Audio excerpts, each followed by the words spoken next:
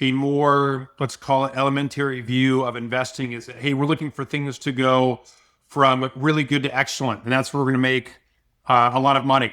The reality is that's not really how you drive returns in portfolios. It could be that things go from really bad to okay, or go from okay to marginally better. When we looked at different cohorts, could be by age, could be by income level, we just weren't seeing that deterioration that a lot of others who were more bearish were seeing.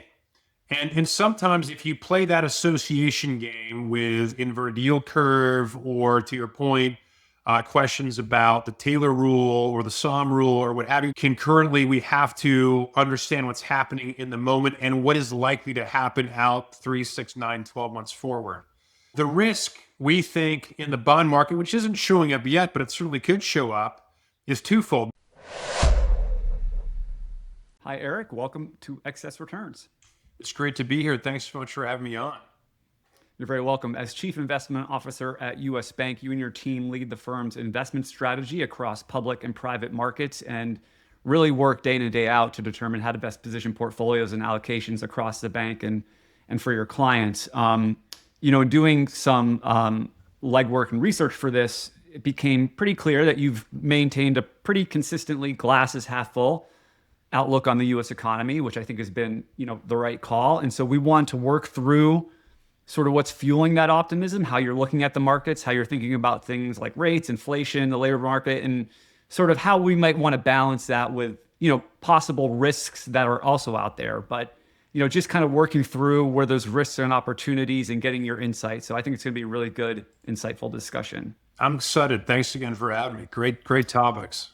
Yeah, and if for people that want to, US Bank, like all big banks, I mean, they're putting out tons of great research and content. You can go to US Bank, go into the wealth management section, and then from there you can find the financial perspectives. And when you kind of double click into that, you'll see some of Eric's commentary along with other research that him and his team are putting out. So definitely encourage our audience to do that and learn more.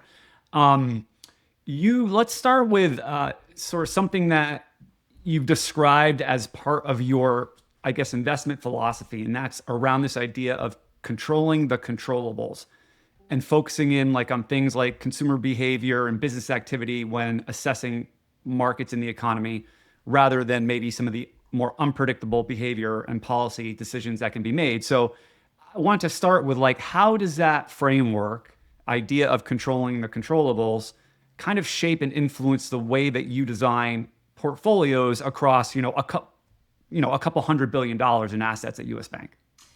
Yeah, it's a great tee up, Justin. And I think that really that the crux of our thought process is in the notion of controlling the controllables. We try to be very data driven. Everybody says that. I think that for me as a CIO, one of the things that's been very influential is actually, ironically, a Journal of Science paper that came out in the late 80s. I don't want your audience to be bored by such a reference, but the crux of the piece was evaluating the interaction between gut feel and actual data. And it found, and I think this relationship still holds, that the optimal outcomes across whether it's medicine or finance or other disciplines is when you incorporate both intuition, feel, experience along with data. If we had to choose between the two, we would certainly emphasize data. And to your earlier observation, there have been so many opportunities this year to change one's view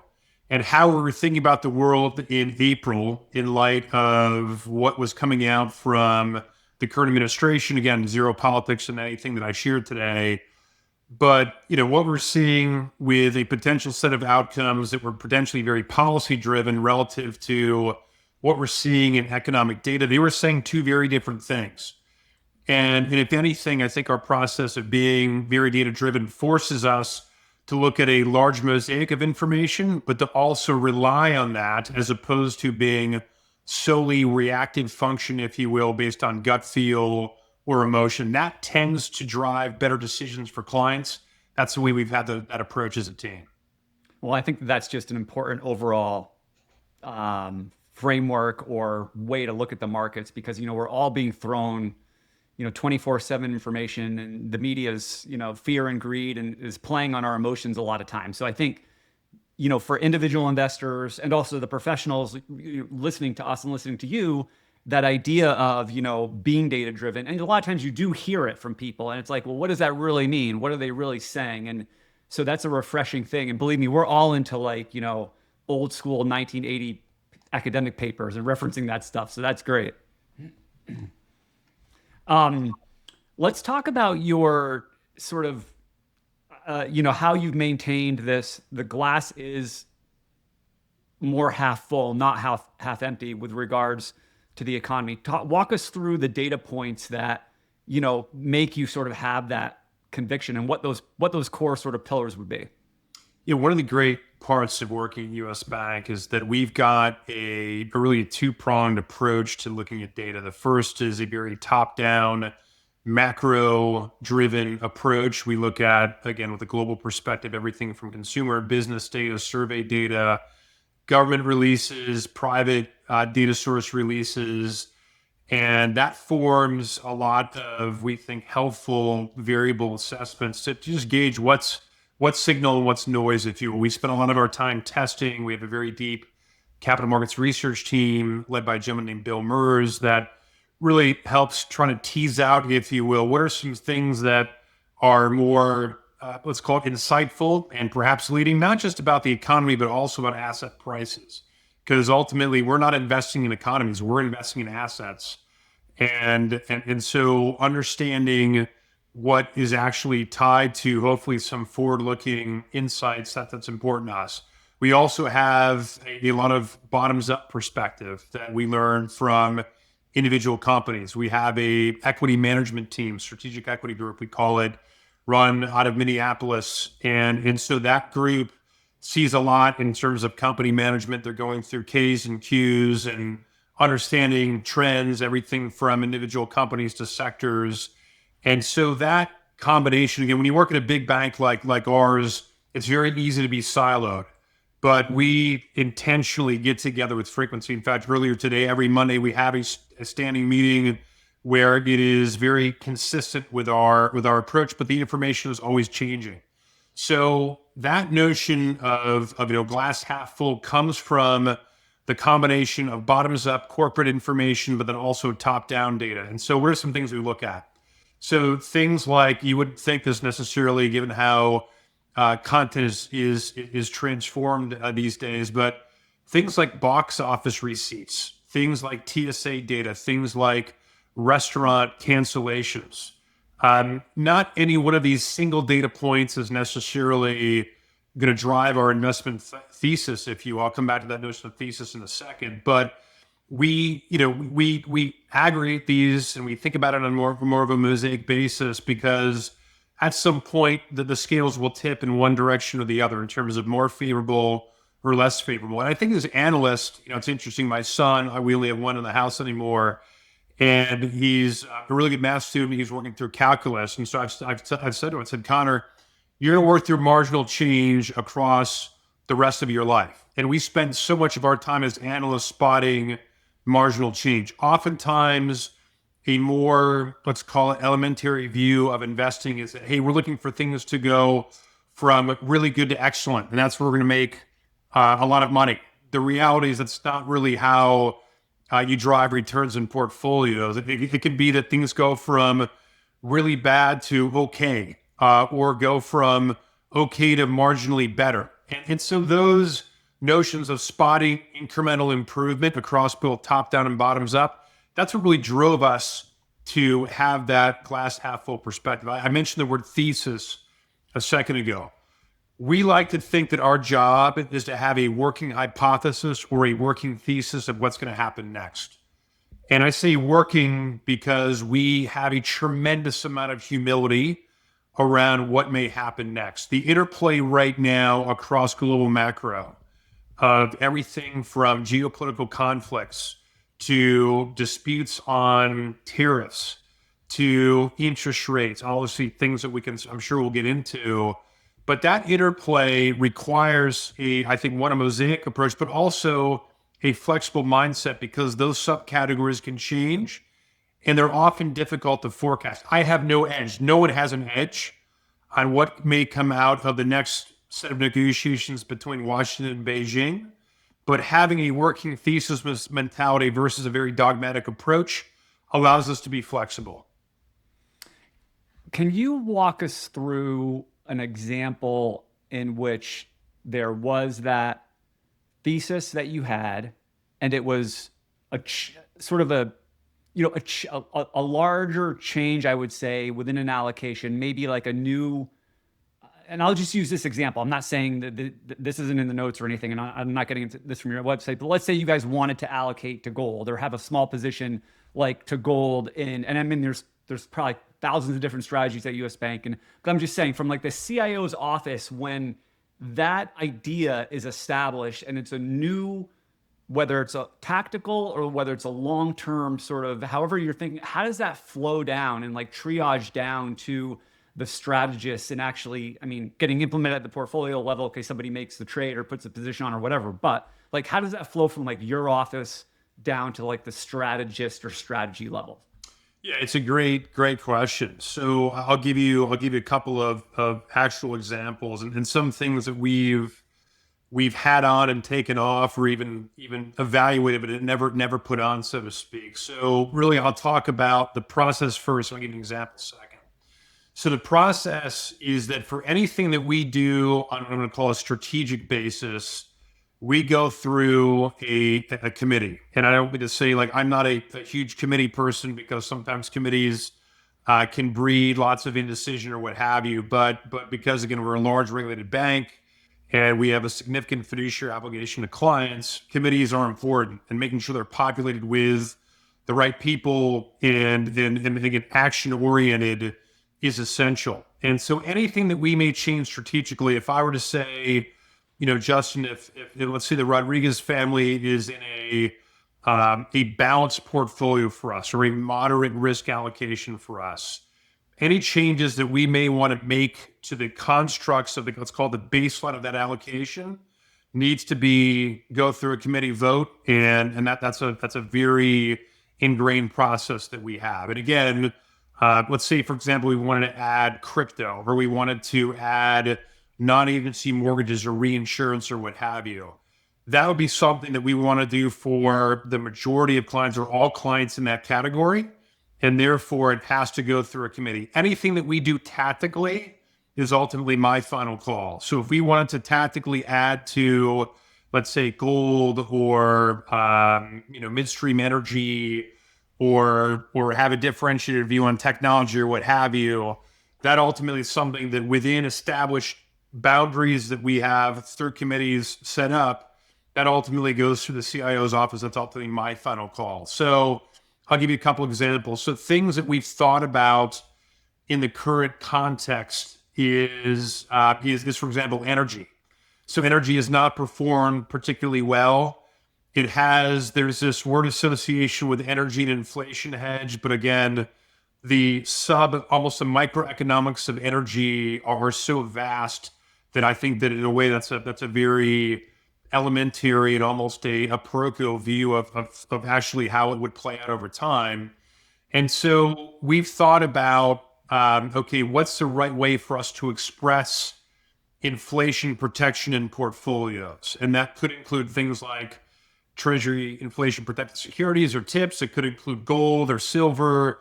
It could include crypto. It could include, midstream energy.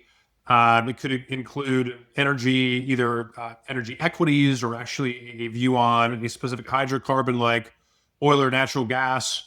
And so those are all things that we think about both strategically as well as tactically. And so ultimately, our approach is to evaluate, the structural considerations of an asset class or a category. That would be something we want to add in strategically.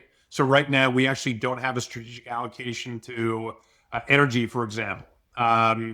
But we do have a strategic allocation to reinsurance within some of our client constructs, which is not necessarily a run-of-the-mill strategy. So, the way that we think about it is almost like the UN Security Council. There are members that we want to make permanent, And there are members that we want to make temporary, and that's where that strategic and tactical bias goes. But again, the implementation is one that has to flow through ultimately from a client a portfolio standpoint, or else it's just me and a bunch of talking heads, discussing things in thin air versus actually being implemented in portfolios. Back to your point about data versus gut feel, I thought that was very interesting from the perspective of what we've gone through in the last few years, because you weren't one of the people doing this, but many people have been calling for a recession.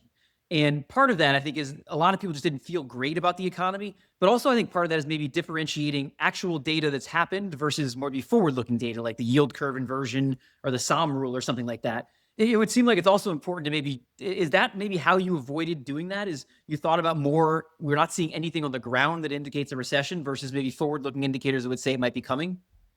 Yeah, Jack, that's a really thoughtful way to describe it. And, I think that to give it an example, one of the things that we think a lot about is how granular can we get with our forward view.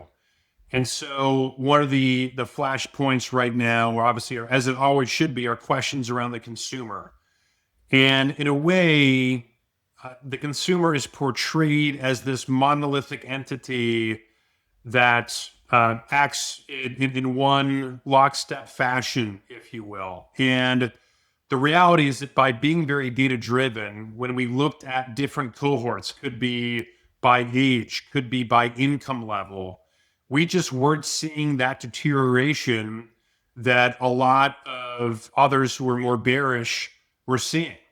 And sometimes if you play that association game with inverted yield curve, or to your point, questions about the Taylor rule or the SOM rule or what have you, again, these are important variables. And by no means do we want to avoid standing on the shoulders of economic giants and learning from past history. Without question, we embrace it. Concurrently, we have to understand what's happening in the moment and what is likely to happen out 3, 6, 9, 12 months forward. So I think by being very data focused, for example, we have a consumer scorecard, and we look at the consumer in lots of different variables, but we would get really concerned about the consumer. We scored from 0 being weakest, 10 being strongest. The weakest that we got in the most recent history was a 4 out of 10. Now, that's not a great number, but it was a 4 out of 10 with some fairly explanatory variables driving that weakness. Had we gone to a 2 or a 3 and a real pickup on delinquencies, or a real pickup on weakening borrowing conditions, for example, that would have been more concerning to us. But we kind of held that line, if you will, because we weren't seeing that deterioration. And in fact, back to calculus, the marginal improvement has actually gone up in the past couple of months. And so those are things that help us in a way separate out some of the word associations or the old Wall Street saws, if you will, that we think are convenient, but aren't necessarily indicative of what's happening in the here and now. That's helped us to at least make some good decisions by not flinching at a time when it would have been probably a little easier to do so. And in a way, it would have felt like going to safer ground was perhaps the right approach. But that again, we're not saying we get everything right. There have been plenty of episodes, Justin and Jack, where we've made some decisions that if I'm a mediocre golfer, would have loved to have a mulligan on, but this is one that we've gotten right. I think it's because of that data-driven, team-based approach. And I would think some of the real-time stuff you mentioned before, like TSA data, box office data, that probably helped in that regard, right? Because you probably weren't seeing too much weakening in that. It really did. And I think if you look at, and I think it's a really important point, Jack, that you raised, because you can get a lot of conflicting data. And so take, for example, company-specific information we may get. So take a company like Brinker, which is a significant restaurateur that represents a number of different subcategories. They've got the Olive Garden, they've got Capital Grille, they've got lots of brands that can give us some level of insights into what's happening across different cohorts. Or maybe what was driving Lululemon. Like, is Lululemon a great gauge on higher income consumer trends, or is it more of a brand specific consideration set? Like, those are things that you have to decipher, if you will. And again, we're fortunate to have a large team where we can help tease out some of these variables to understand. But by being data driven, but also acknowledging that you can get conflicting signals.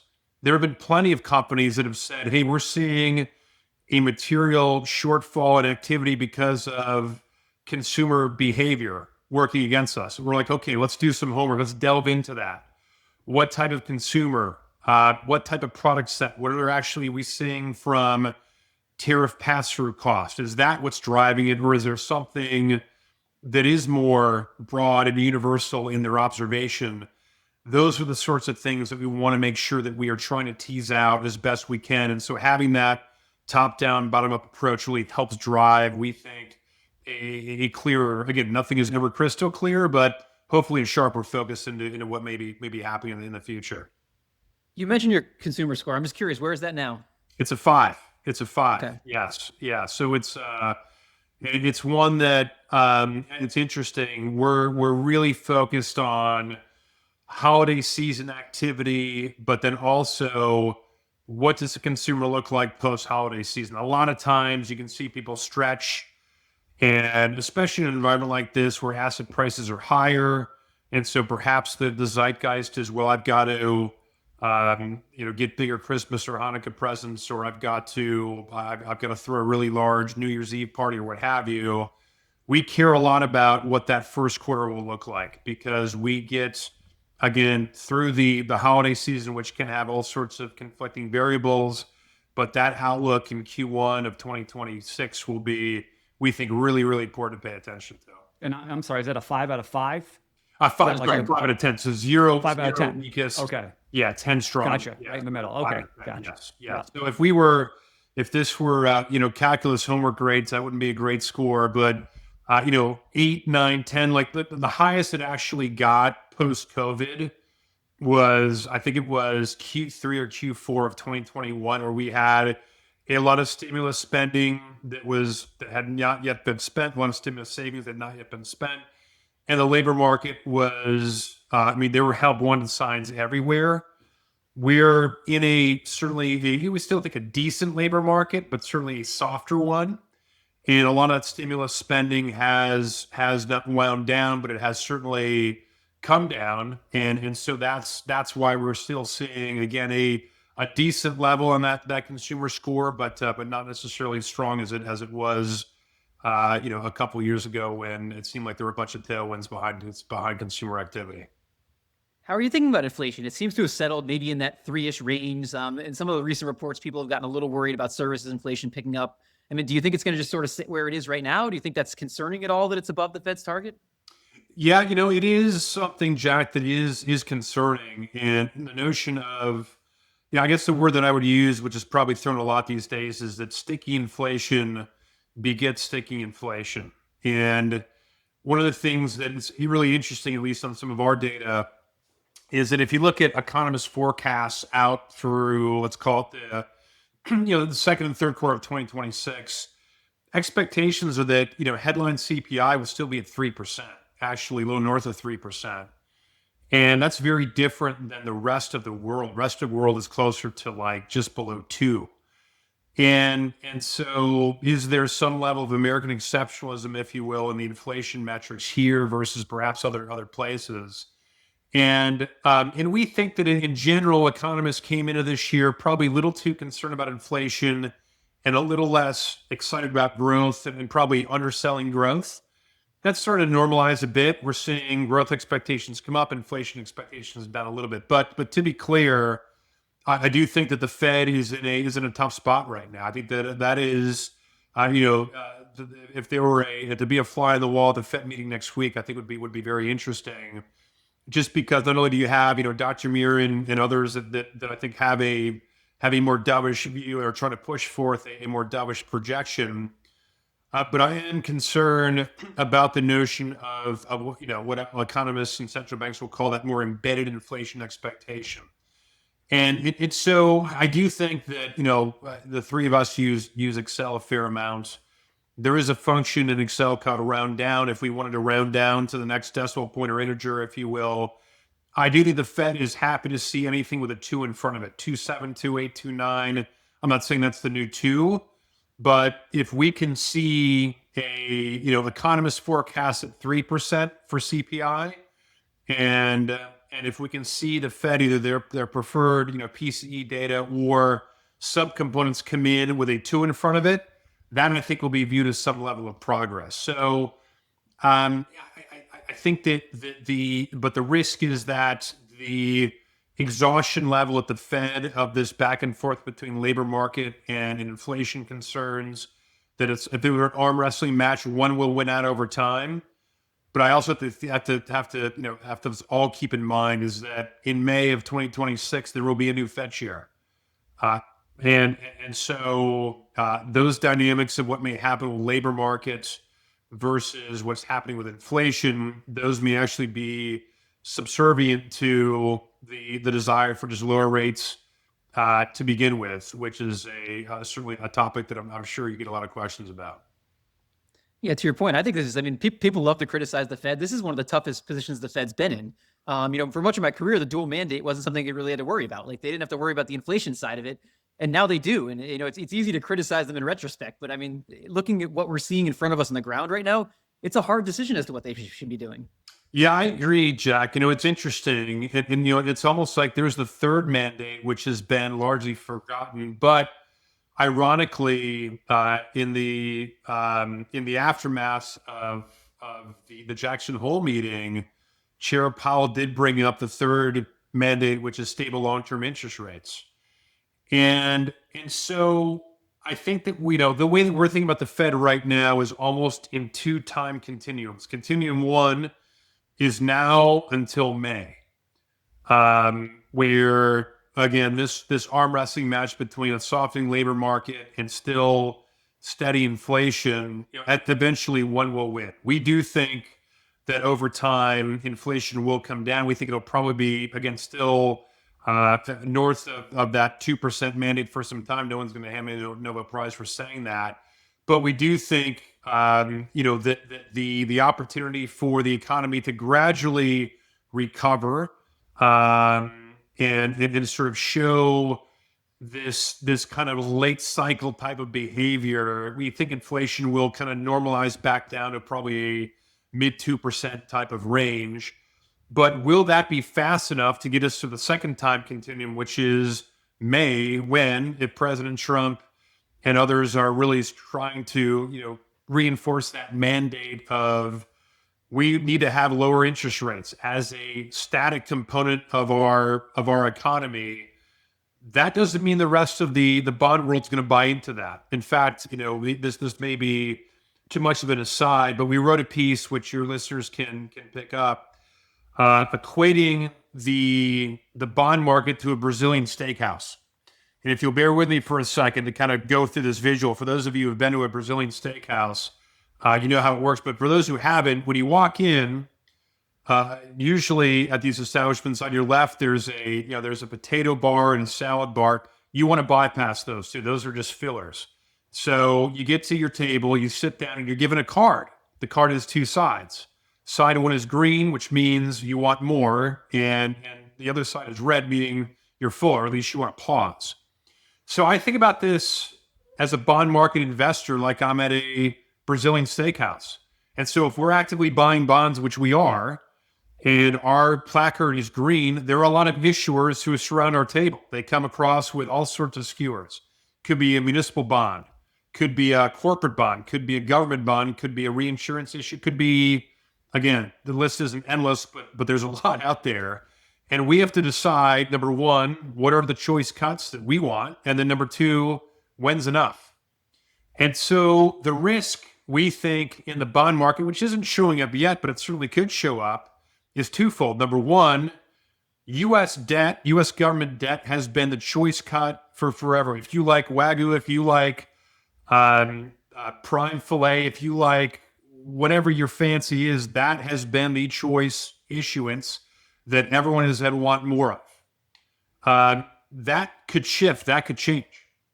And we'll know through bond auction performance, we'll know through how the 10-year yield actually transcribes over time. Those will be some tells for us that the market is getting either full or the market no longer views U.S. debt, U.S. government debt specifically, as that prime cut. So the Fed and Treasury, even though they are meant to be separate, they both face the same considerations. And I think what you're seeing, gold, to extend this analogy, hopefully your listeners aren't too distant from a meal. But to extend this analogy, you've had gold show up as a slice that people want a lot more of. You've had silver. You've had, in some cases, crypto. There have been some central banks that have been buying global equities. There have been central banks that have been making a lot of property investments. And so that dynamic of the interplay between assets and inflation and government issuance policies, that's going to be very important. I think a topic that, again, we as large bond market investors are hyper-focused on for clients. On that point you made about people pulling money from U.S. bonds, is that something you worry about? We had that small period of time where they talked about the U.S. as like an emerging market because the bond stocks and currency were all going down simultaneously. Do you think that's a risk here? Do you think the U.S. being this exceptional place where people want to put their money, do you think that's a long-term risk? It's it is something that we have to respect as a possibility. It's not our base case. And I think that everybody uses this analogy, and I feel like I'm torturing it. But again, as the father of a teenage boy, we still get away with being the cleanest dirty shirt in the pile, if you will, in terms of liquidity, in terms of let's call it military strength, in terms of let's call it the default option of both by currency as well as by liquidity. We get away with a lot, and so look, I think that from a geopolitical standpoint, what are we seeing right now that could threaten the U.S. either as a dollar currency or having the ability to get away with a lot of, let's call it, fiscal looseness, so to speak. One of the things you're seeing are a lot of partnerships that are very unnatural. So think about even things like Saudi Arabia and Pakistan having a security agreement between them. Think about who showed up when China had a significant ceremony in Tiananmen Square 6 weeks ago. You had 5 major heads of global state present alongside Xi Jinping. And so I think the risk to the U.S. isn't necessarily that there is a binary replacement for the dollar or for treasuries, but there's a lot more competition on a aggregated basis that countries team up more. China and India and Indonesia and other countries that maybe aren't as natural allies, if you will. And maybe it's too strong to call them default allies because that suggests you have to pick one versus the other. But there's a lot more cohesion with the rest of the world, while the U.S. attempts to be much more country by country, deal by deal. That has implications for assets. That has implications for how people view currencies. And so we as investors have to certainly respect that there can be some changing, moving dynamics that are just different than the trade blocks that we've had on for some time. Think about NAFTA. I grew up in the middle of central New York. I grew up in the middle of New York State, where in the 70s and the 80s, when I was growing up, you had these huge conglomerates, U.S. conglomerates, General Electric and Carrier and Crucible Steel. And then NAFTA occurred, and these trade, and then a lot of China's exports came up. And the region where I grew up had to pivot and change because heavy industry was no longer a homegrown thing. And so we've had plenty of evidence in the past of change in a dynamic, if you will, relationship across countries. And certainly there are accelerants to that happening now that we have to respect as investors. As someone who builds portfolios, how do you think about international diversification? It's something we've debated a lot on the podcast. We have some people who come on who say, listen, you've got these multinational U.S. companies, you got everything you need here, you don't need international diversification. And other people who look at the math say you're getting a significant diversification benefit. Plus, we don't know if the U.S. is going to be dominant like it's been in the past couple of decades. So how do you think about that? Yeah, so we are proponents of international diversification. Look, we think that currencies over time are more of a wash. We don't look at let's call it, like, we don't have an outright allocation to currency X, currency Y, currency Z. Most of our customers are US domiciled, and so, their goods that they're transacting in, if you will, are dollar based. If we have concerns about the dollar and dollar debasement over time, we will take action in portfolios. But we do think that, and this is, I think part of it is just, I think, the reality of local company, let's call it exposure, is very unique. And there are certainly some indices that have a bias. Like, think about like the UK, where you have a lot of banks, you have a lot of pharma. You're not necessarily, you have a lot of consumer products, if you will. So are you going to get a ton of international diversification exposure to the sterling? Not necessarily relative to other indices that are really much more local market biased and based. We tend to have more of a U.S. bias in our portfolios in terms of strategically. We own more domestic equities and more domestic fixed income on purpose. That is by very purposeful design. I also see this, one trend that we are encouraged by that does augur for potentially a reevaluation of our international exposure is that international companies are becoming more shareholder friendly. We've seen that in countries like Japan. You're starting to see that a little more in EM countries. I don't want to paint EM as one, like EM is also not one monolithic entity. There's so many sub micro categories. I almost wish we didn't come up with that moniker, because it is a misnomer. But one of the things that we are seeing with things like easing labor laws and less of a conglomerate focus and more engagement with shareholders, that's a positive, because, I could tell you that there's going to be massive growth in many sub-Saharan African countries, but that doesn't mean you can extract value from a shareholder from that growth. And so we want to be very mindful of that potential wedge effect between what is happening from a growth standpoint, what is happening from a realization of that value, so to speak, from that growth. That those wedges can be perpetual. I have sat in meetings in Beijing and sat next to companies that I was like, I am sure you're going to do what it is that you say you're going to do, but to get shareholder protections for our clients, I irrespective of how fast you grow, there isn't that cohesion, that alignment, if you will, and so we walked away from those sorts of opportunities. So I was going to say, like, that could happen in Chula Vista. It can also happen in Beijing. Those wedge effects happen everywhere. Another thing I want to ask you about in terms of portfolio construction is inflation, because that's another thing we've debated a lot on the podcast. We've had some guests, maybe more of the boglehead type guests, who said, you need your stocks and your bonds. That's all you need. You don't need anything else to protect from inflation. If you're a long-term investor, you'll be fine. And then we have other people who come on and say, yeah, you want to have an allocation to gold. You want to have an allocation to something, real estate or whatever it is, something that's going to protect you from inflation, because that's now here. And even though it hasn't been present in the last 30 years, like, how do you think about that?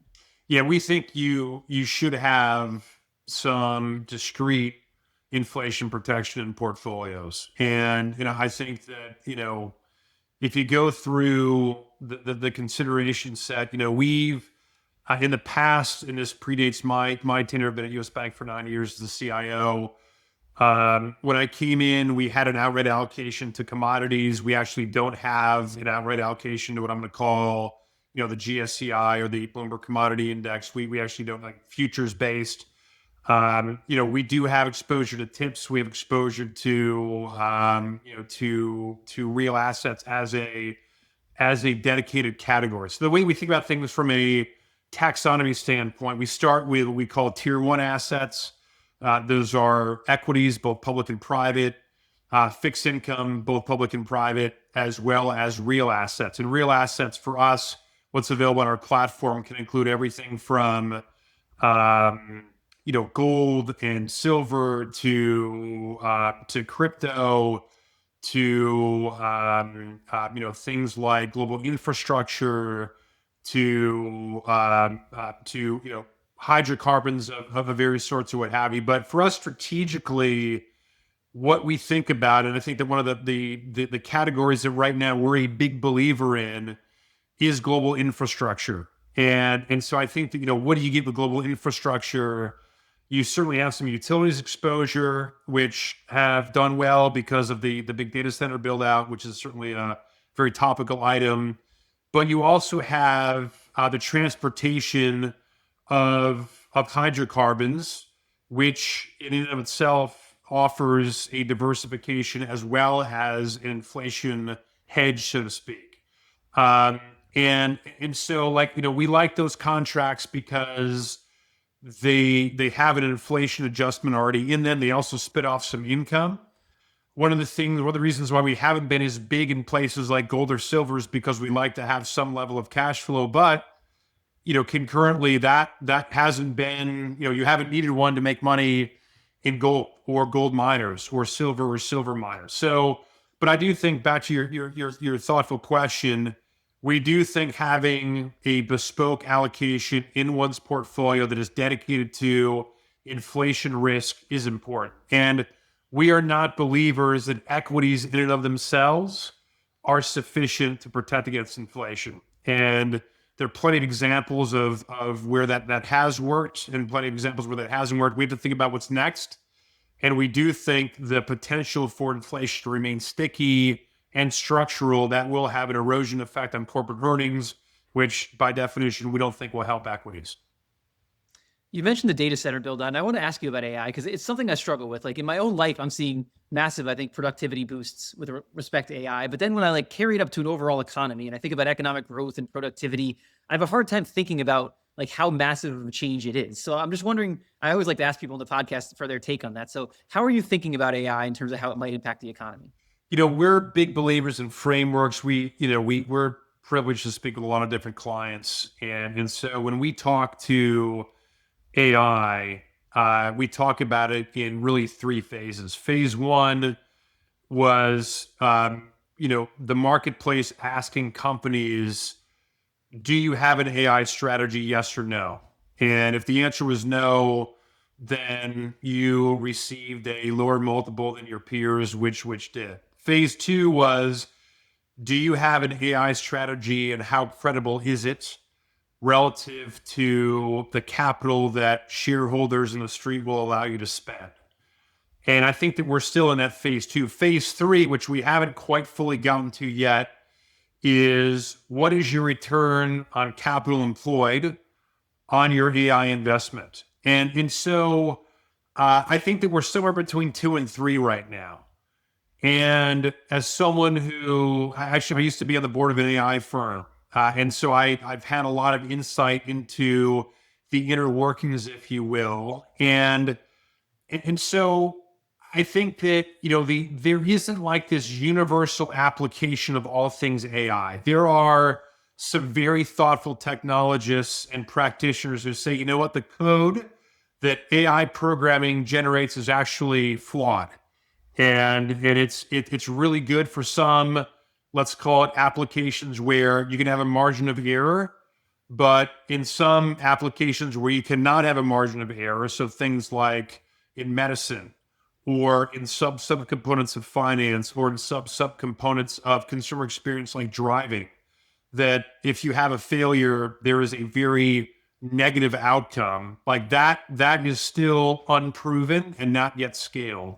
And so I think that, there are plenty of examples of companies we see where that margin of error exists. And we think that the deployment, the diffusion of AI technology, where it's okay to have a margin of error, we're still very early innings in that phenomenon. And markets probably haven't fully recognized the scale at which the deployment will help productivity actually drive value.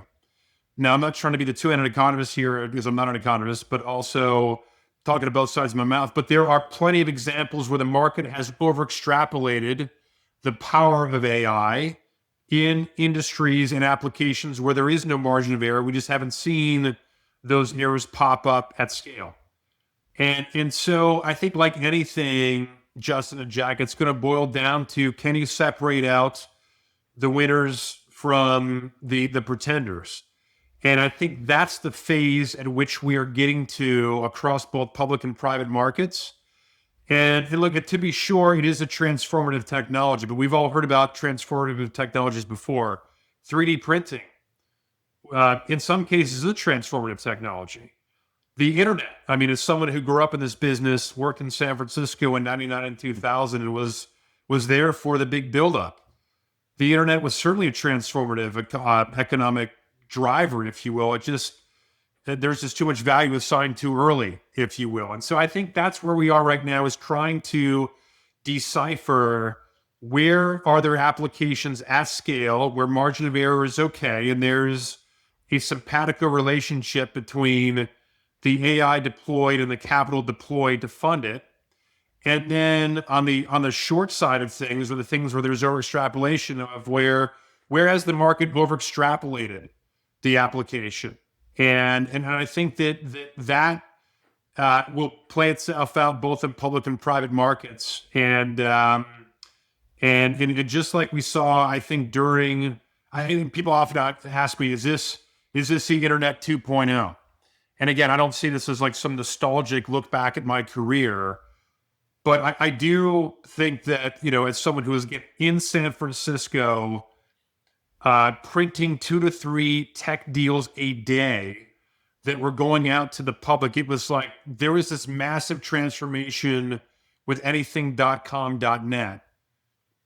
It's more contained right now, but I want to be very clear. It's contained, but it doesn't mean the market has it right. And when I say that, I say that with a ton of humility. I say that with a ton of a working thesis mentality. That, look, we will likely overbuild data centers, just like we overbuilt spectrum licenses and we've overbuilt CLAC capacity in Europe. Like, those things are likely to occur, but we're not quite at that point of determining that we've gone too far. Within some companies, I think that we have, but other companies, we haven't quite scratched the surface. And I wonder, I want to ask you about the Mag 7 and the concentration of something like the S&P 500 in the top stocks, which is very tech heavy.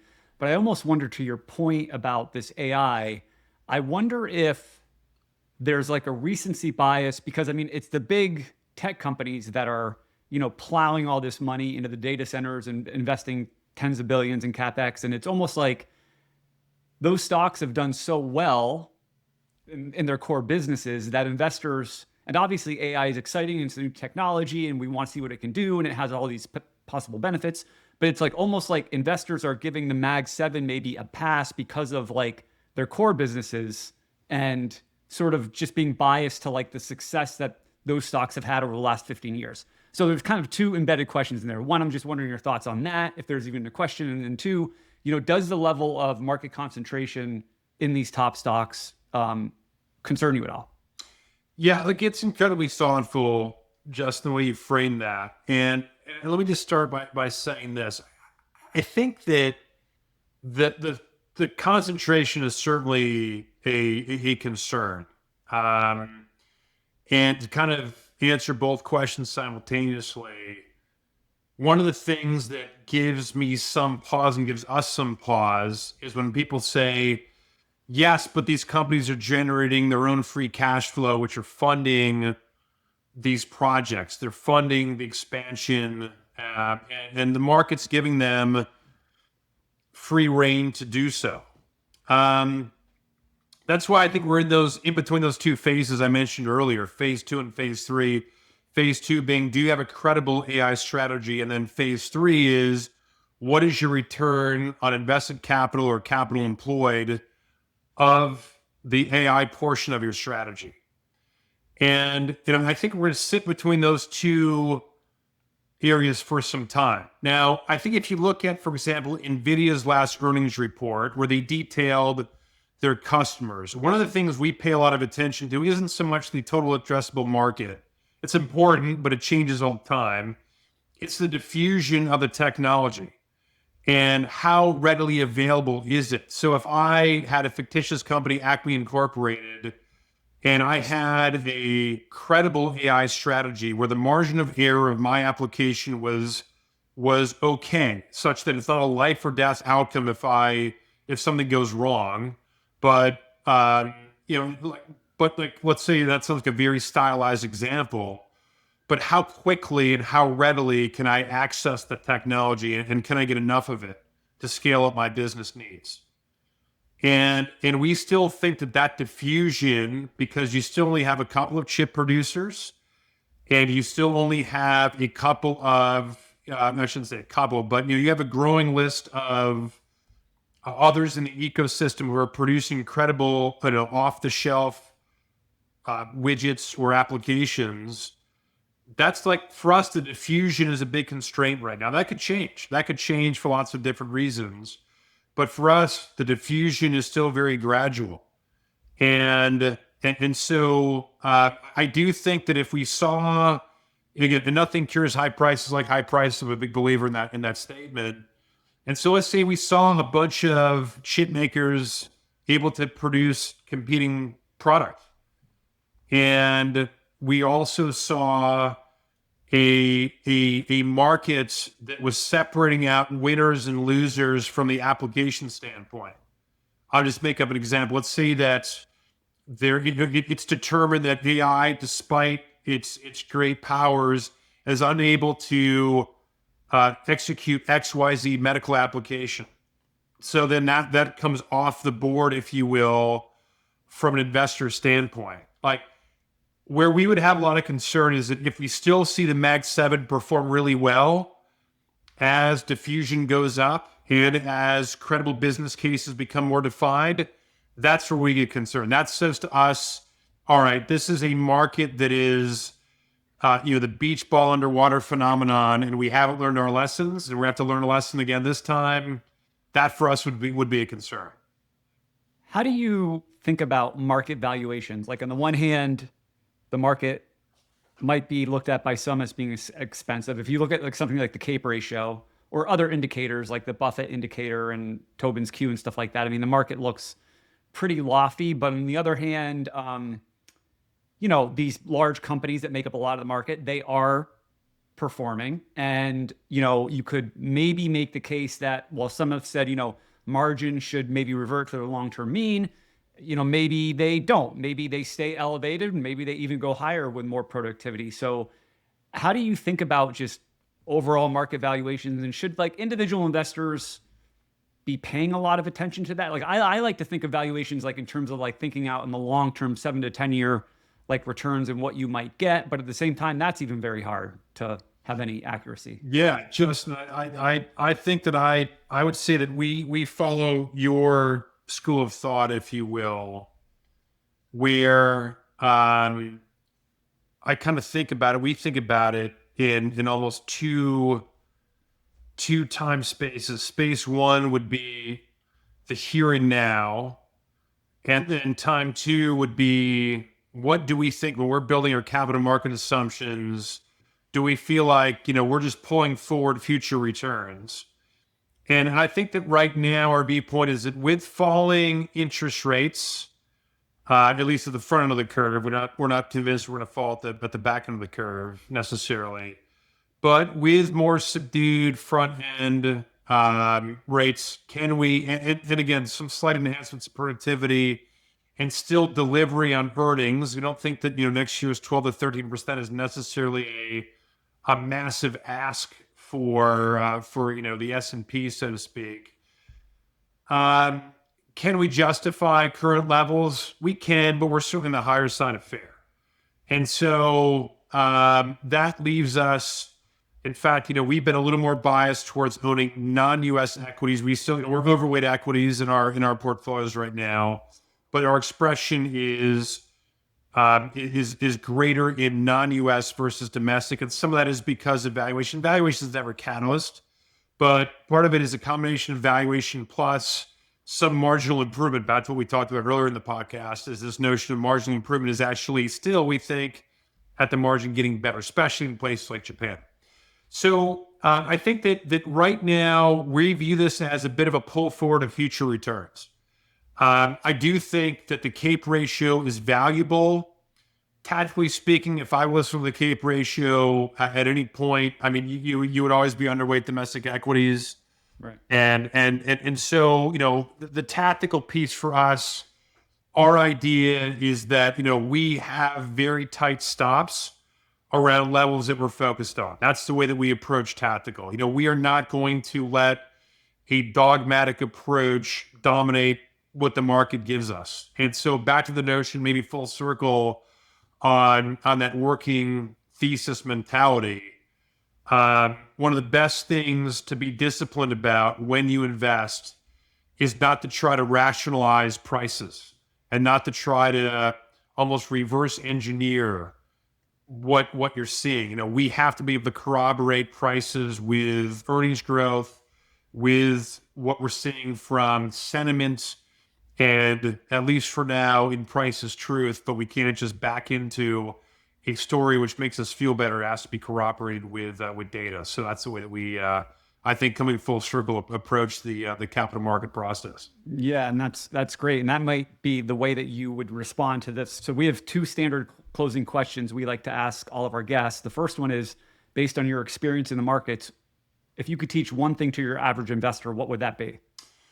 I think number one would be to have a plan and stick to it. It sounds so pedestrian, commonplace, but being able to stick to your discipline on April 9th, 11th, and 12th, when, intraday, we had an 11, actually we had a 15% intraday reversal. That's like 2 years of returns if you made a bad decision that day.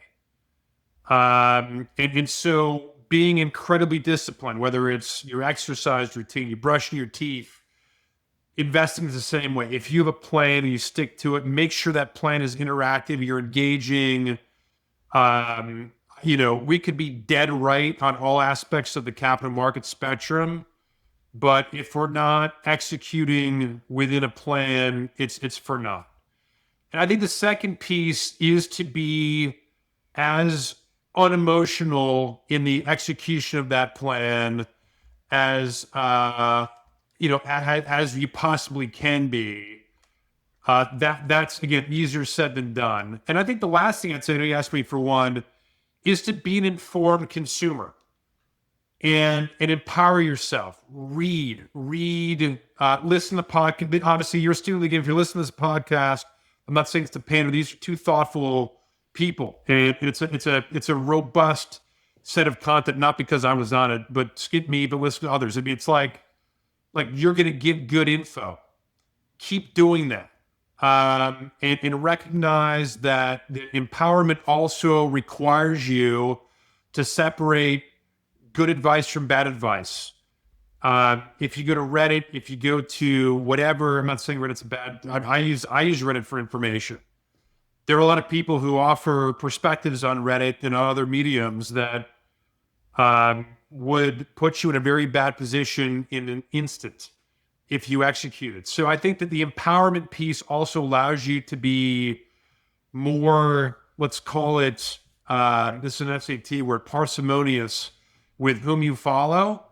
And that parsimony is very important because we are all drowning in information, but we're all thirsting for knowledge, and empowerment helps you separate those two variables, which ultimately are going to be in your own self-interest. That's a fantastic way to sort of wrap up this conversation. So really appreciate your time, Eric. Thank you very much. I've enjoyed it. I know Jack has too. So come back soon. Would love it. Best wishes, and thanks for what you all do. Thanks for contributing to the community in the positive way that you do. Thank you for tuning into this episode. If you found this discussion interesting and valuable, please subscribe on your favorite audio platform or on YouTube. You can also follow all the podcasts in the Excess Returns Network at excessreturnspod.com. If you have any feedback or questions, you can contact us at excessreturnspod@gmail.com. No information on this podcast should be construed as investment advice. Securities discussed in the podcast may be holdings of the firms of the hosts or their clients.